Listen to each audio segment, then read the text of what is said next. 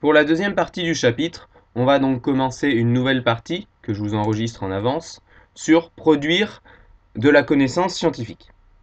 Et pour cela, avant une deuxième sous-partie plus générale où je vous donnerai les informations liées à votre culture, à votre formation personnelle, voyons le jalon 2, donc celui qui va tomber tel quel au bac, si il est tiré au sort, à savoir recherche et échange des hommes et des femmes de science sur la question de la radioactivité entre les années 1896 et les années 1950, qui ont été sélectionnés par le comité des programmes pour, pour votre session du bac.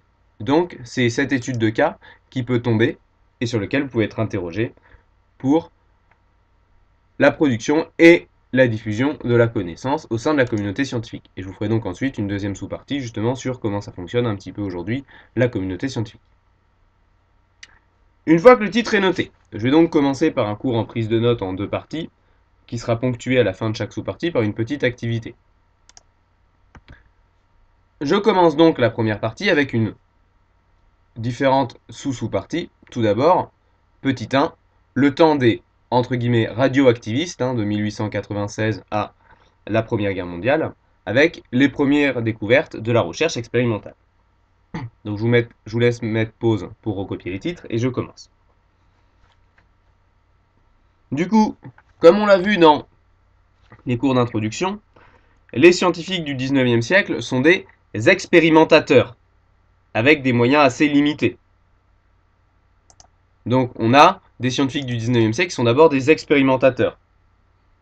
Et c'est notamment le cas pour les physiciens qui nous intéressent. À ce propos, Norbert Elias, qu'on a déjà vu dans la théorie de l'État, Norbert Elias, dans la dynamique sociale de la science, sociologie de la connaissance et des sciences, pas besoin de retenir le titre par cœur, mais vous pouvez citer Norbert Elias, dit que, je vous ai mis la citation sur le diapositif, dit que au XIXe siècle, les physiciens étaient encore considérés comme des êtres enfermés dans une tour d'ivoire dont l'utilité sociale était douteuse. Tout cela changea vers la fin du XIXe siècle et tout au long du XXe siècle. La démonstration de leur utilité sociale rehaussa leur statut et leurs ressources de pouvoir à l'intérieur aussi bien qu'en dehors du monde académique. Donc à travers cette citation, dont je vous ai mis les passages les plus importants au tableau, sur le diapositive, vous voyez que Norbert Elias, qui est un sociologue mais spécialisé justement en sociologie historique, explique qu'au XIXe siècle, les physiciens, comme beaucoup de professions scientifiques, étaient dans un monde un peu à part, d'expérimentateurs, qui faisaient donc une recherche, si on reprend les types de recherche qu'on a vus en introduction, une recherche qui est fondamentale, et dont l'utilité sociale n'était pas prouvée, autrement dit, qui n'avait pas encore forcément d'application, donc ils ne faisaient pas encore de la recherche appliquée. Et ça change à partir du XXe siècle, où ils commencent à avoir une véritable utilité qui leur donne de pouvoir et de l'influence dans le monde académique comme en dehors. Et c'est dans ce contexte des premières expériences que sont découverts un certain nombre de principes de la physique. Donc la première d'entre elles, et la plus importante, celle qui commence notre sujet, celle qui en est le point de départ, c'est la découverte, assez hasardeuse, par des expérimentations qui ne cherchaient pas ça en particulier, mais qui découvrent son existence, de la radioactivité par Henri Becquerel en 1896, qui a donc donné son nom à la mesure de la radioactivité, qui est celle des becquerels. Et donc on a cette découverte hasardeuse, la radioactivité par Becquerel, alors que dans les différents pays européens, quelques physiciens recherchent et tâtonnent, et par exemple, parallèlement, à la même année, on a la découverte des rayons X en Allemagne, l'année d'avant même, et des électrons en Angleterre l'année d'après. Donc en 95, vous avez les rayons X qui étaient découverts en Allemagne, et en 97, les électrons en Angleterre. Et là encore, par des tâtonnements et des petites expérimentations de quelques scientifiques dans leur coin. Ce qui fait qu'on est dans un contexte de découverte expérimentale croisée un peu partout en Europe. Ça, notez-le, sans retenir les autres exemples que je vous ai donnés. La découverte de la radioactivité par Becquerel intervient dans un contexte où tous les scientifiques européens expérimentent, chacun un peu dans leur coin, et font des découvertes parallèles qui s'agglomèrent et vont donner des avancées importantes à partir desquelles les physiciens suivants vont s'appuyer pour faire de vraies avancées, dont celle qui nous intéresse le plus, et la découverte en 1898 de l'élément radioactif qui est le radium par Pierre et Marie Curie.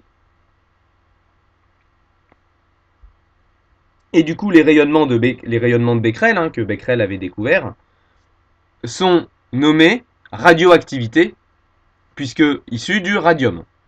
Donc Pierre et Marie Curie, en 1898, ils découvrent un élément chimique qui est le radium, qui émet ces fameux rayonnements découverts par Becquerel, qui vont donc nommer radioactivité, et qu'on va mesurer en Becquerel. Or, cette découverte de leur part, donne lieu à un des premiers prix Nobel de physique, à savoir le prix Nobel de physique 1903, qui est décerné à Pierre et Marie Curie, et à Becquerel, pour leur découverte conjointe de la radioactivité et de l'élément radioactif qui est le radium. Donc ils reçoivent un prix Nobel conjoint, qui est le prix Nobel 1903, qui couronne la radioactivité et ses découvertes annexes. Et à partir de là,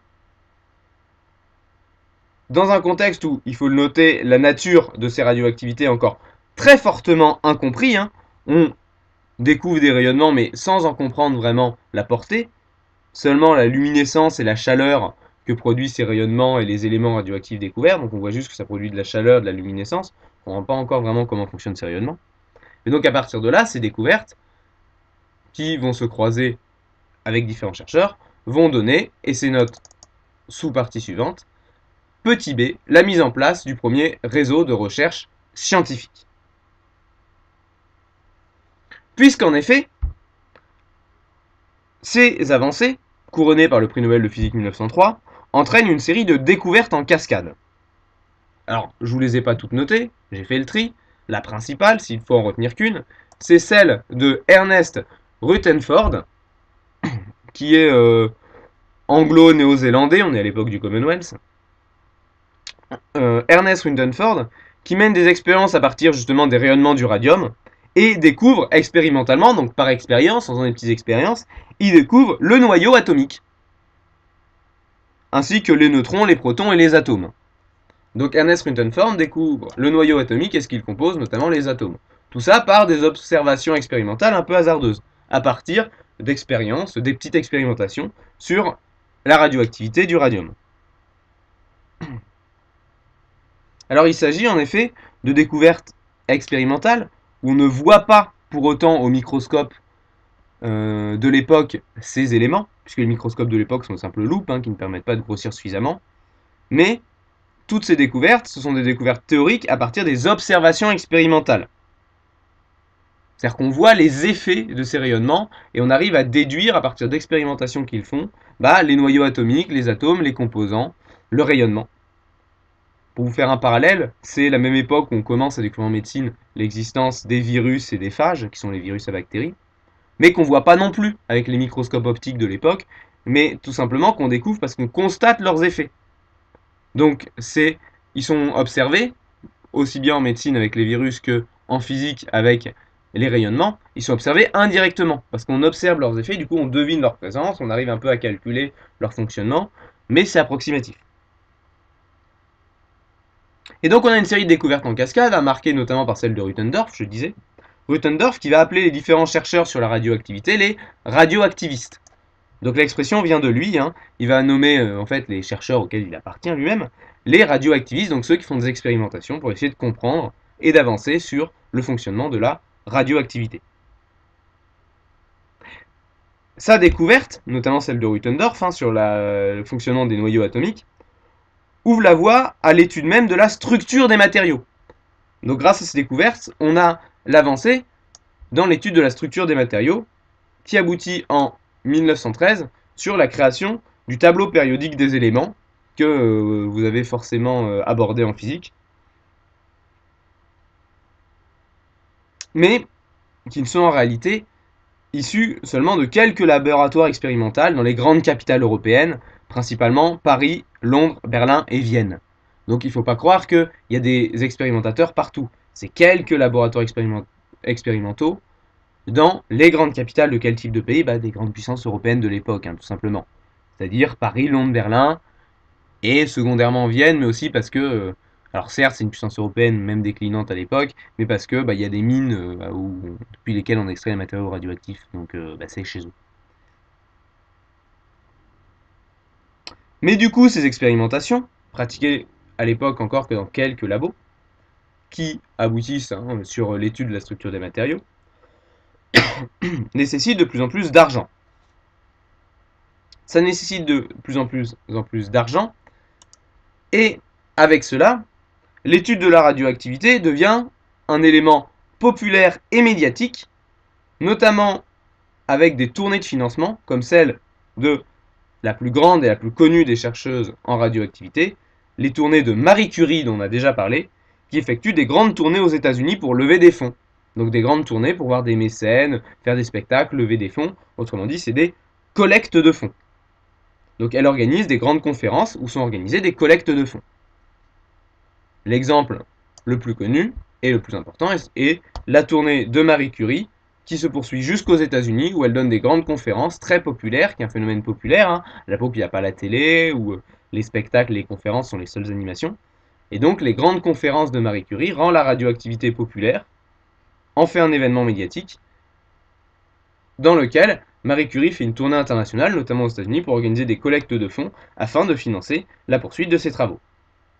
Et cette collecte de fonds permet le financement, en 1914, de l'ouverture de l'Institut du Radium, qui est dirigé par Marie Curie, justement, son mari étant mort entre-temps, et de toute façon, la grande chercheuse, c'est elle. Lui, c'était un scientifique pas spécialement brillant, mais très bon dans la communication et qui l'a mis en valeur, et qui a aidé à la mettre en valeur en tant que scientifique femme. Mais la grande chercheuse du couple, c'était elle. Lui, c'était plus son agent ou son communicant, même si c'était un scientifique reconnu, mais c'était pas un chercheur brillant. Et donc Marie Curie, qui est donc la seule du couple encore en vie, suite à un accident de son mari Pierre, grâce à ses grandes tournées, peut ouvrir et diriger l'Institut du Radium qui ouvre en 1914. Institut du Radium qui est cofinancé par l'Université de Paris et l'Institut Pasteur, et qui a donc une composante publique, mais aussi du coup, suite à sa grande tournée, par un mécénat privé,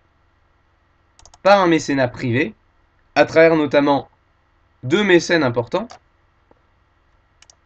les Rothschild, grands banquiers cosmopolitains, parce qu'ils ont des branches dans plusieurs pays d'Europe jusqu'aux États-Unis. Et on va revenir après sur lui, on va le réévoquer un peu plus tard, un homme d'affaires d'origine noble, comme son nom l'indique, passionné de radioactivité, Émile Armé de Lille, dont je vous ai mis le nom ici, qui, avec Rothschild, vont cofinancer la partie privée, ou plutôt la partie du financement privé de l'Institut du Radium. Pourquoi je vous mets ça au tableau? Parce que c'est pour vous montrer que assez tôt, c'est à la fois une affaire d'État, financée par les grands moyens publics, qui ont des idées derrière la tête, sur lesquelles on va revenir plus tard, mais aussi l'objet d'un mécénat privé, de grands mécènes passionnés, par intérêt ou par passion. Et donc on a déjà ce financement double, public-privé, même si la composante privée à l'époque est d'abord du mécénat, et pas encore de l'entrepreneuriat. Ça, ce sera plus tard dans le cours. Donc je vous laisse un peu revenir en arrière pour repasser les passages ou les explications si vous avez besoin de noter. Et, justement, avec cette avancée de la recherche, on va pouvoir passer à petit c, les débuts d'une recherche appliquée. Puisque jusque-là, la recherche sur la radioactivité concernait avant tout la recherche fondamentale, dont on a donné les définitions en introduction du chapitre. C'était de la recherche fondamentale. Mais ces découvertes sont progressivement suivies par une volonté, et même assez rapidement par une volonté de trouver des applications. Autrement dit, faire de la recherche appliquée. En physique, mais notamment en médecine. Et comme je vous l'ai dit avant, l'Institut du Radium est initialement cofinancé par l'Université de Paris et l'Institut Pasteur, donc par le grand département médical de l'État. Et donc, l'Institut Curie est justement divisé en deux départements. Le département de physique, qui est plutôt orienté recherche expérimentale, dirigé par Marie Curie, et le département de médecine géré par l'Institut Pasteur qui finance l'Institut du radium. Donc dès le début, l'Institut du radium, il est pensé avec une branche recherche fondamentale, la partie physique de Marie Curie, et une branche recherche appliquée, la partie médicale, par un de ses principaux financeurs publics, qui est l'Institut Pasteur. Et ça va avoir des applications très concrètes. Donc vous avez un exemple dans votre manuel à la page 475, le document 3, qui est un exemple à connaître, puisqu'il peut tomber au bac. C'est un des documents potentiels sur lequel vous pouvez tomber au bac si vous avez un sujet d'analyse de documents sur la radioactivité. Il y en a plusieurs, hein, je vous les ai tous mis sur le diapo. C'est les petites curies. Ben oui, l'Institut du radium, je vous dis qu'elle ouvrait en 1914. Il se passe un petit événement européen et international, dans lequel la France a une grande implication en 1914, c'est la Première Guerre mondiale.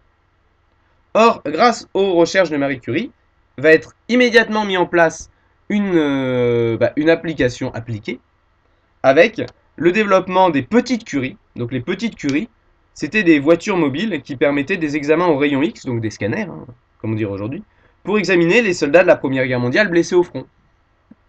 Et donc là, vous voyez, en 1916, il faut imaginer que proche du front, en arrière-ligne, vous avez des petites voitures avec des imageries à rayon X, dans laquelle d'ailleurs Marie Curie officiait elle-même, hein, avec sa fille Irène Curie.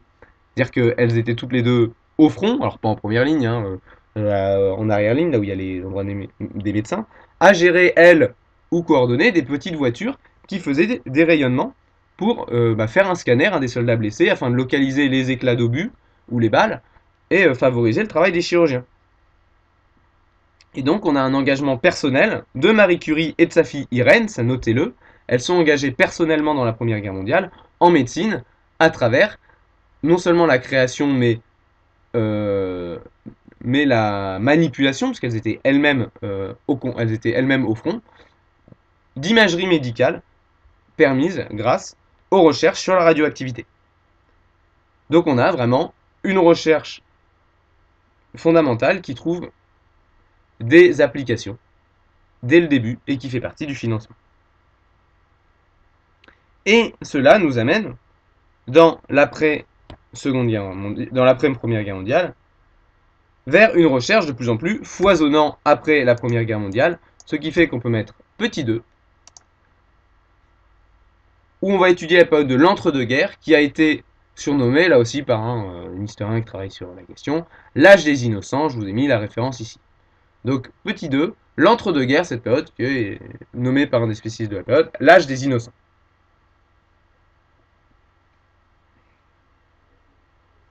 Puisqu'on a, dans cette période, c'est la première sous-partie,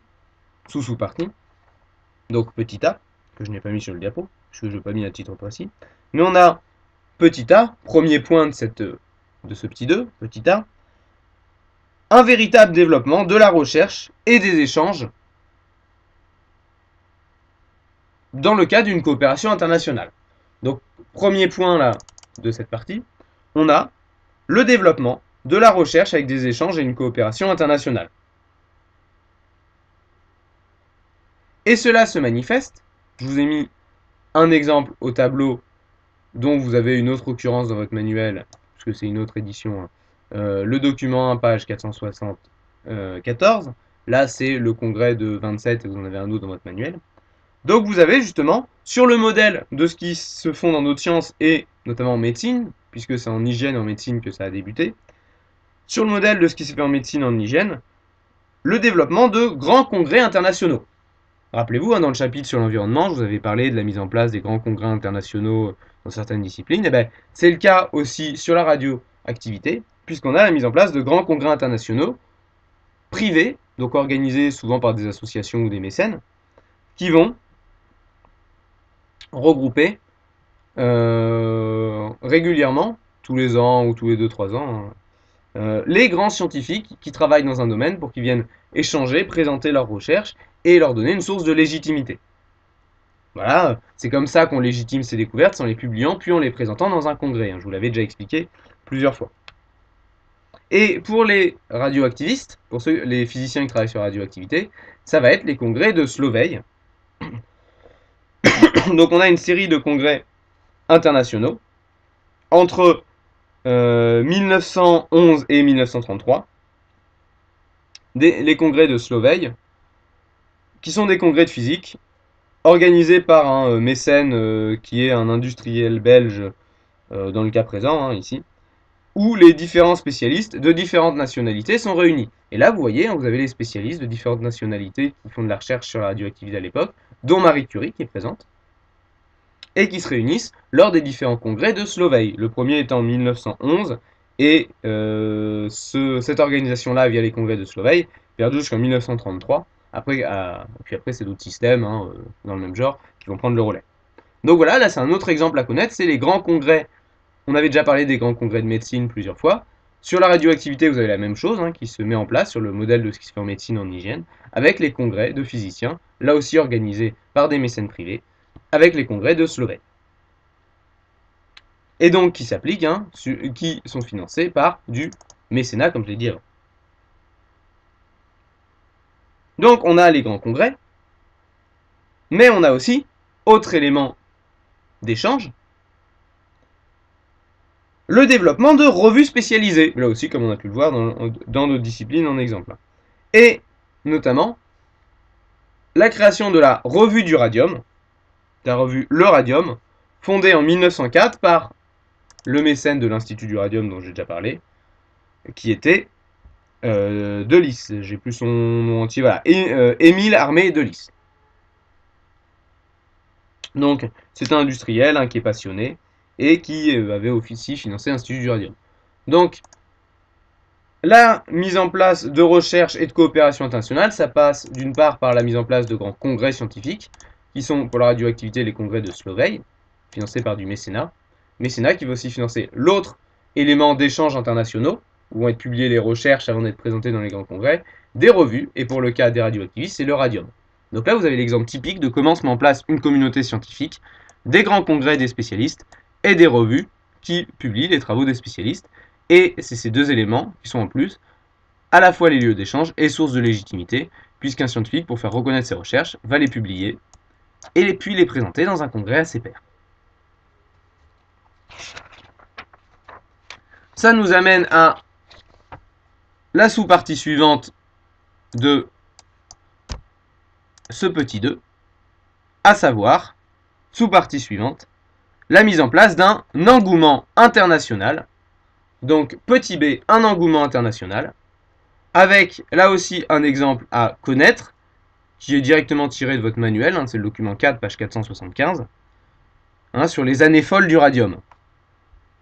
Alors, qu'est-ce que c'est tout simplement que ces éléments? Dans la sous-partie précédente, je vous parlais de la mise en place d'échanges et de coopération internationale entre scientifiques. Eh bien, c'est simple, ça c'était pour le petit a, hein, le petit a que j'ai pas mis. Eh bien, pour le petit b, l'engouement international, c'est cette fois auprès du grand public. Puisqu'on a une passion pour les matériaux radioactifs dans la société, notamment dans les pays de consommation, notamment aux États-Unis, hein, puisque ce sont des matériaux qui restent brillants, qui brillent dans le noir, sans électricité. On a une fluorescence vert des matériaux radioactifs. Et donc on a une multiplication d'objets d'électroménager, qui sont comme ça luminescents, fabriqués à partir de radium, au cours des années folles, hein, donc les années d'entre-deux-guerres, avant la crise de 29, au cours des années folles qui est née de forte croissance et de consommation aux États-Unis, on a la multiplication des produits de consommation, des produits d'électroménager au radium qui restent luminescents. Notamment des horloges où les aiguilles sont radium, comme ça on peut voir l'heure dans le noir quand on se réveille la nuit, etc. Donc on est dans cette période des années folles, hein, c'est-à-dire cette forte période de croissance dans l'entre-deux-guerres aux États-Unis jusqu'à la crise de 29. Hein, qui je vous ramène à votre chapitre de début d'année en tronc commun d'histoire. Et du coup, plein d'Américains, qui en avaient les moyens, avaient des objets électroménagers luminescents chez eux au radium. Et ça a continué jusqu'à la découverte des petits effets secondaires de la radioactivité dans les années 30, dont vous vous doutez un taux de cancer très, très, très élevé. Donc après ce premier petit point sur les échanges entre scientifiques, avec le fait que ça se développe dans que ça se développe à l'international dans la société comme bien de consommation, on a petit c, le développement de la physique nucléaire. Donc, ce développement de la physique nucléaire devient une course de vitesse entre les chercheurs du monde entier dans l'entre-deux-guerres.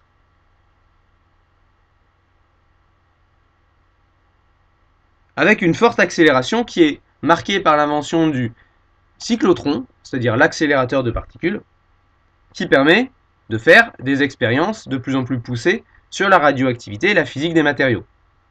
Avec ce petit problème que le cyclotron coûte cher, très cher. Du coup, Frédéric Juliot, qui est le gendre de Marie Curie, le mari de sa fille, Irène Curie, et qui va prendre la succession de Marie Curie à la tête de l'Institut du radium, est obligé de financer la fourniture d'un cyclotron, donc d'un accélérateur de particules, auprès de l'Institut du radium, par le mécénat privé, et va donc avoir recours au mécénat de la fondation Rothschild. Alors les Rothschild, on en a déjà vaguement parlé là aussi dans le chapitre sur l'environnement aux États-Unis. Les Rothschild, c'est une dynastie de barons voleurs qui avait eu des pratiques assez déloyales dans la course à l'or noir aux États-Unis, qui leur avait donné une assez mauvaise réputation, qu'ils ont cherché à se racheter en lançant une grande tradition de mécénat industriel qui a justement initié la tradition qu'on a aux États-Unis qui fait que les grandes fortunes industrielles font du mécénat pour se donner une bonne image. Et du coup, pendant longtemps, pendant des décennies, la grande fondation qui finançait des œuvres caritatives, scientifiques, etc. dans le monde, c'était cette fondation, la fondation Rockefeller, financée par la fortune des Rockefeller suite à quelques actes malhonnêtes. Vous n'avez pas besoin de le retenir, mais voilà. Ce qu'il faut retenir, c'est que le développement du coup de la physique nucléaire donne des recherches de plus en plus coûteuses, notamment à partir de la découverte de l'accélérateur de particules qui devient indispensable aux nouvelles expériences, ce qui oblige le successeur de Marie Curie, son gendre, Frédéric Joliot, donc époux de Irène Joliot-Curie, comme on l'appelle souvent dans les manuels ou dans les textes, à faire appel encore une fois au mécénat privé, ici la fondation Rockefeller. Et à partir de ces éléments-là, Frédéric Joliot et sa femme Irène Joliot-Curie mettent au point en 1934 les éléments radioactifs artificiels, et donc on continue à avoir une progression.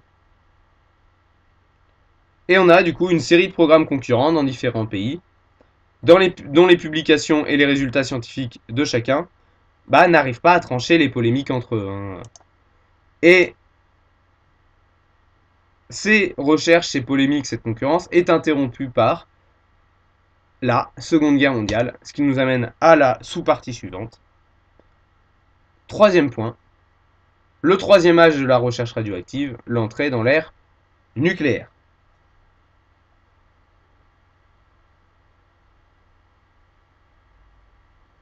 Donc le troisième point, dans le deuxième point, on a vu la mise en place d'une communauté scientifique qui échange à travers les congrès et les revues, avec l'exemple de Sauveil pour les congrès et le radium pour les revues pour le cas des physiciens nucléaires.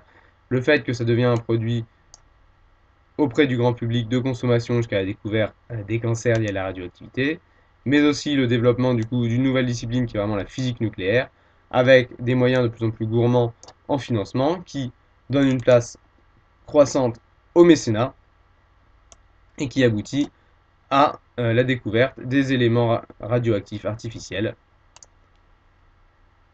Ça, c'était notre partie 2. Nous allons donc voir la partie 3, le troisième âge de la recherche radioactive, l'entrée dans l'ère nucléaire.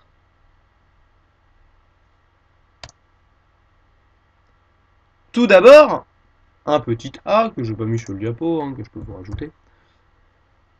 La Seconde Guerre mondiale entraîne l'émigration hors d'Europe d'un certain nombre de scientifiques, et notamment de scientifiques juifs qui étaient très impliqués dans la recherche radioactive. Donc on a la fuite hors d'Europe, hors d'Allemagne et d'Europe de l'Est dans un premier temps, puis d'Europe tout court avec l'avancée de la guerre, d'un certain nombre de scientifiques, et notamment de scientifiques juifs, qui fuient vers les États-Unis. Donc les États-Unis deviennent le lieu d'accueil d'un certain nombre de scientifiques spécialisés dans la physique nucléaire, dont un grand nombre de juifs. Et il y en a deux qui jouent un rôle majeur. Le premier, c'est un certain Léo Szilard, désolé si je le prononce mal, qui est un physicien allemand qui découvre des applications de l'énergie dégagée par une réaction nucléaire. et notamment pour produire de l'énergie nucléaire civile, de l'électricité. Mais c'est pas tellement ces recherches qui nous intéressent, le fait qu'il amène déjà les premières recherches d'énergie nucléaire aux États-Unis, c'est le fait que Léos Szilard, en arrivant aux États-Unis, il convainc un autre scientifique connu de l'époque, Albert Einstein, que lui par contre il faut retenir, qui est lui aussi un physicien allemand, hein, qui étudiait lui la gravité.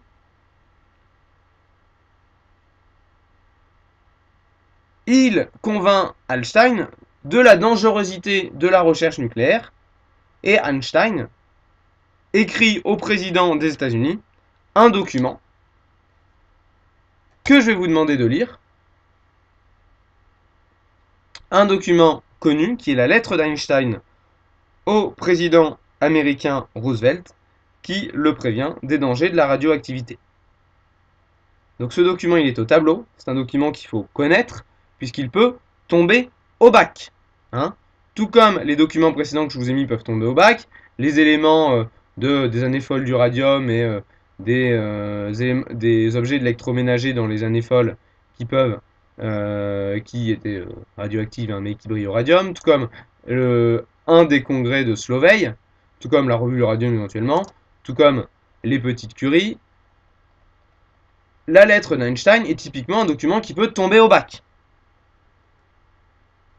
Donc ce document, je vais vous le lire rapidement, puisqu'on va s'arrêter là et vous allez travailler dessus chez vous après avoir pris ce cours en note.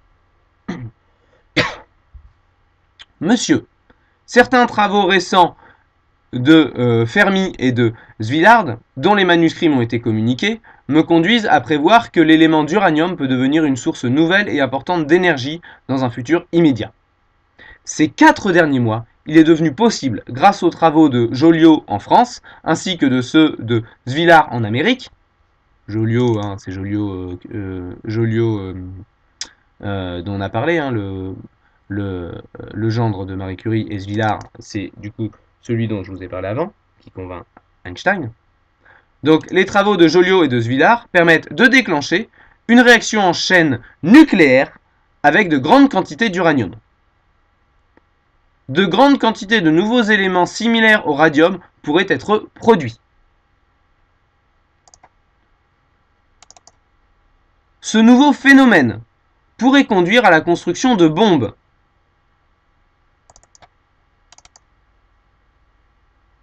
Hop, j'essaie de zoomer un peu pour que vous voyez. Voilà.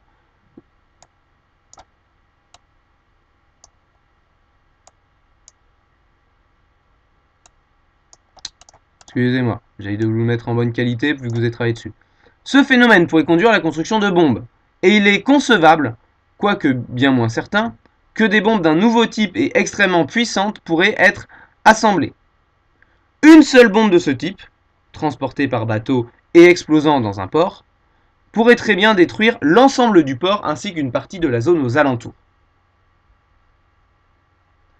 Les États-Unis n'ont que du minerai pauvre en uranium et en quantité modérée. Il y a de bons filons au Canada, dans l'ancienne Tchécoslovaquie, mais les sources les plus importantes se trouvent au Congo belge.